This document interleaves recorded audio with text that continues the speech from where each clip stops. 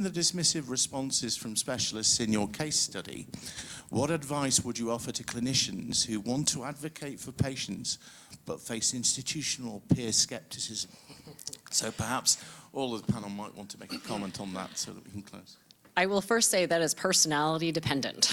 I am a person that has grown extremely thick skin through the COVID years simply because of my very outspoken nature. I have a very healthy respect for people who've gone through med school, any type of practice, because you have to be intelligent. What I have a lot of problems with is when people start getting their God complex, or, you know, I'm very honest with my patients, and I tell them, I say, look, you have to trust the person that's sitting in front of you. If you don't like your rheumatologist, find another one. I'll help you find ones that work very well in a multiple disciplinary type of setting, which that's what we deal with chronic patients. And so I always encourage patients, interview your practitioners. There's no reason why you can't. Just because your insurance says that, oh, we picked one for you, doesn't mean you have to be with them. You know, so if you're not healing, you're not getting over, and you're not getting the response, you know, find someone that's willing to work with you. You know, and I'll tell my patients, your doctor said that, they're lying to you. And here's everything that backs it up. And they're like, what? And it even comes down to even some of the larger box places that are around Arizona. I'll tell them, I'm like, look, I have a lot of education that goes into what I'm doing. I don't do this tennis match. So you're either gonna trust the specialist or you're gonna trust me, but that's your decision. And if they haven't gotten you to a place of healing, and I have with one or two very simple therapies, I'm not saying I'm perfect. You know, I don't have 100% everyone does great, but I do have a very direct black and white type of attitude with my patients, because we're also at a place where sometimes patients don't have time. And with the one that I presented this morning, she was running out of time. And that was very evident when I saw when she walked in and the state that she was in. So it really is kind of a personality thing too, where I kind of just grew thick skin, and I just don't care if people have a problem with my honesty. You know, it's just who I am. I want to high five you because I agree totally. There's a saying, right? Like any provider, whether it's us or somebody else, is like a pair of shoes. It's got to fit well for you, right? So that being said, I actually have a lecture on this exact topic because I have both degrees. I have a Western mid-level degree and a natural degree, and I've worked in hospitals, and so I've straddled these worlds. And what I learned is, in terms of answering that question, what can providers do? Here would be if I broke it down to one thing, it's not changing how we do something, but let's face it, they do still own the show, the powers that be. Commensurable language, right? You have to present it in a way that they understand and makes it very hard to argue with. We tend to be more abstract thinkers, pattern thinkers, et cetera, where they tend to be more linear. And so, you know, it's a very different thought process, and it tends to be a very different presentation. And if you can present it in a way that they can assimilate, they tend not to be a problem. And I have, I don't know, been fortunate enough either by force of personality or just in the way that I communicate that, I mean, I work with all sorts of Western specialists, I mean, some of which hate me, some of which are great and continue. How powerful just something that simple strategy can be, I will give you an example. I actually got injectable bee venom into a hospital. There's actually a different documentary about this. I was using it in the hospital in our pain clinic because I was able to present data and a rational and evidence-based rationale that they understood, even though it seemed, you know, obviously very crazy. So communication and presentation, vocabulary, right, would be my bullet points for how to avoid this kind of resistance. And if it goes badly, then you're to force a personality, and usually I just call them up and say, okay, I'm happy to be wrong. What do you have? Just a really quick story. I have a patient who has chronic Lyme, has been dealing with it for 2 decades, and myself and another practitioner in another state have been treating her, but unfortunately, there was one day that she ended up with a blood clot. Instead of going to the hospital, she came to the appointment that was scheduled 3 days later, and she walked in. Of course, you look at her and she's talking to her, I'm like, wait, why? She's like, I just didn't want to deal with the people at the hospital. Unfortunately, people who have chronic complex issues going on, if they go to the hospital, they have been labeled as drug seekers or this or that, it's on their head, that type of thing. So it's sad because now they don't even feel safe going to an emergency room. So I sent her to the emergency room, and I always call people if I have to send someone there ahead of time. And of course, she was talking to the emergency room doc. She happened to mention she has chronic Lyme, and immediately he shut it down, rolled his eyes, and said, there's no such thing.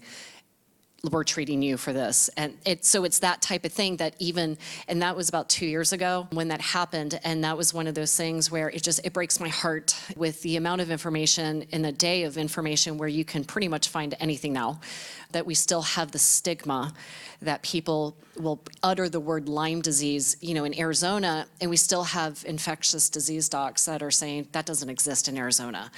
It breaks my heart that we're still at a place where so much denial is happening with some of the most intelligent people on the face of the planet. And so I think, trying to continue to educate and teach patients how to effectively talk to their practitioners, is also something that we still have to explore. I'd like to look at it from a scientist's perspective. I've been doing science for about 50 years. I'm a retired biology professor now. So I can look back to the way things were in the late 1970s. And I can tell you there were people who said that MRI could not work. And it comes down to a simple issue. If you see a glass of water versus a bowl of Jell-O, and I said that the water inside the Jell-O is in a different emotional state than in the glass, what would you say? Yes, you can pour the Jell-O and it's not going to spill all over. And it turns out that MRI depends on the mobility of water. And yet at the time, there were a lot of medical physicists who couldn't wrap their minds around that.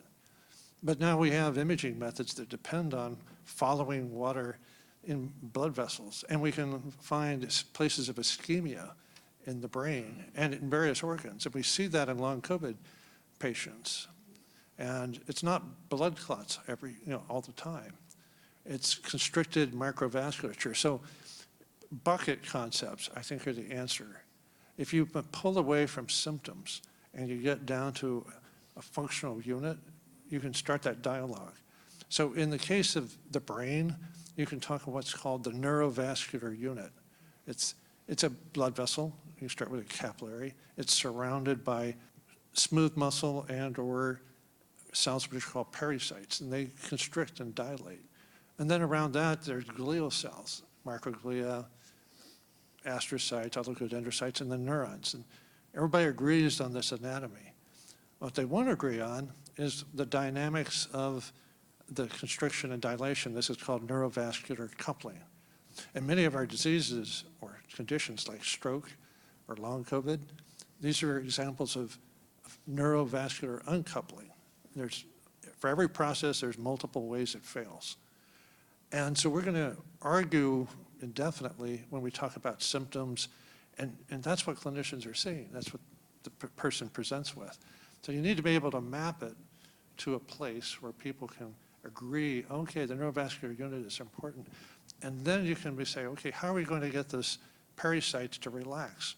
Or in the case of long COVID, how are we going to get them to regenerate?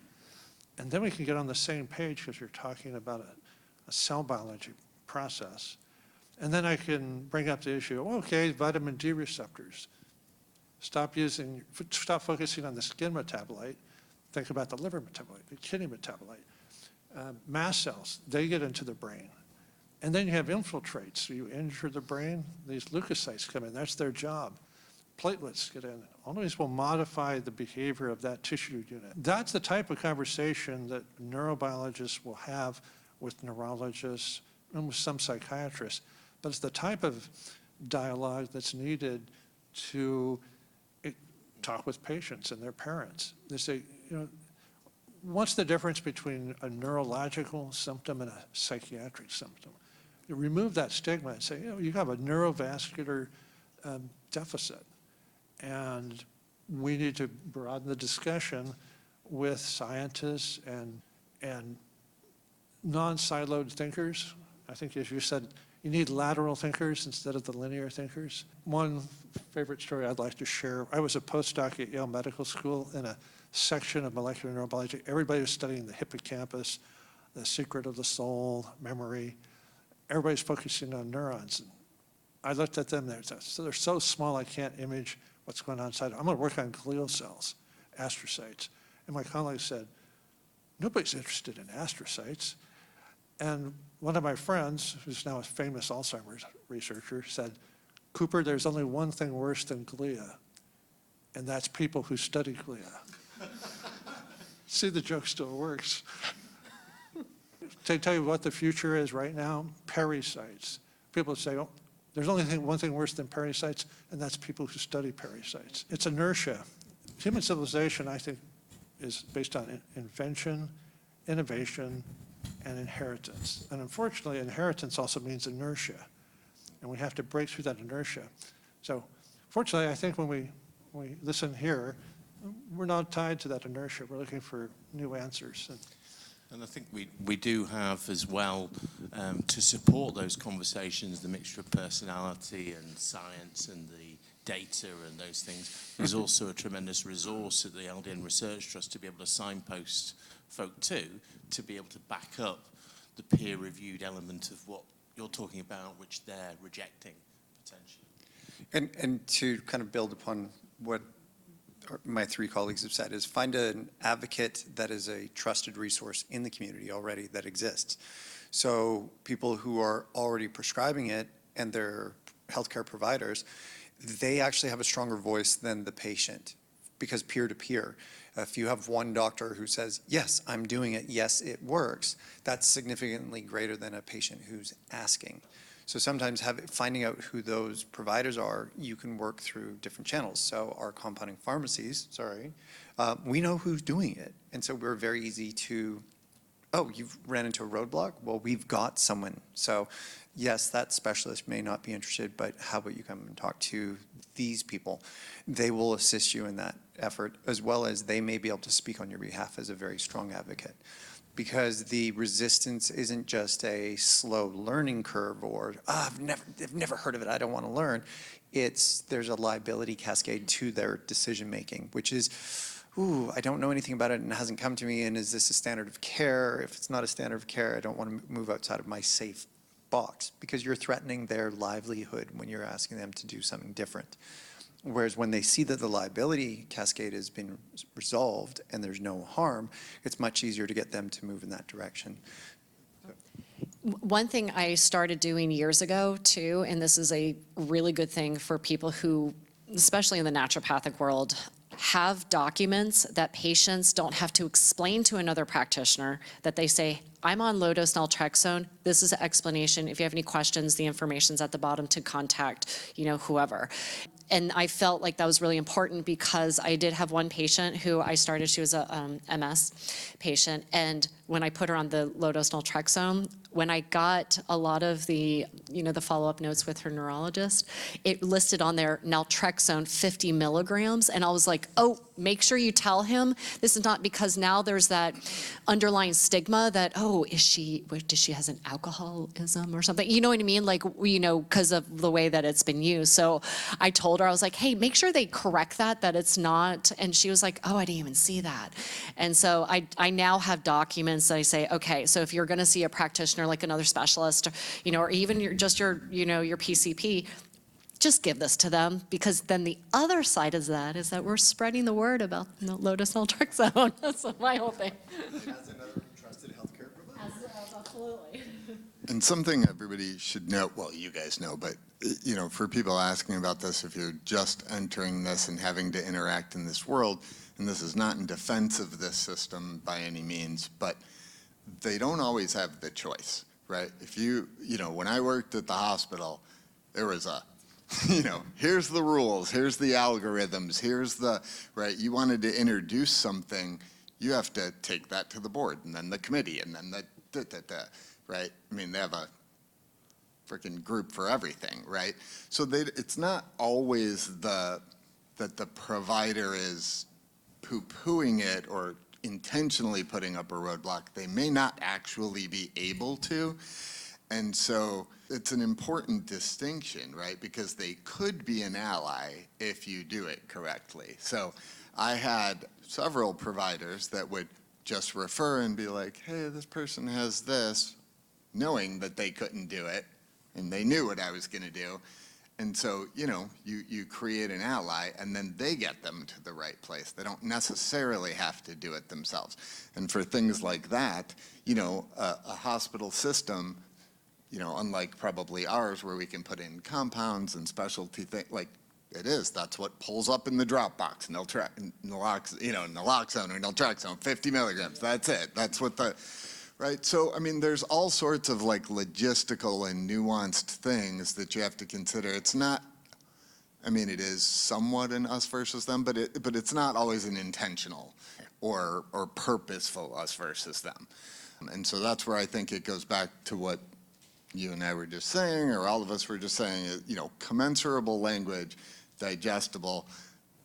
That world, I mean, it shouldn't necessarily be on us to change their minds, but it is. It's not going to go the other way. So just do it you know, fight the power and do it in a way that's gonna work, right? Not just bang your head up against the wall. Studies, supporting studies, documents that then the new person can refer to, so.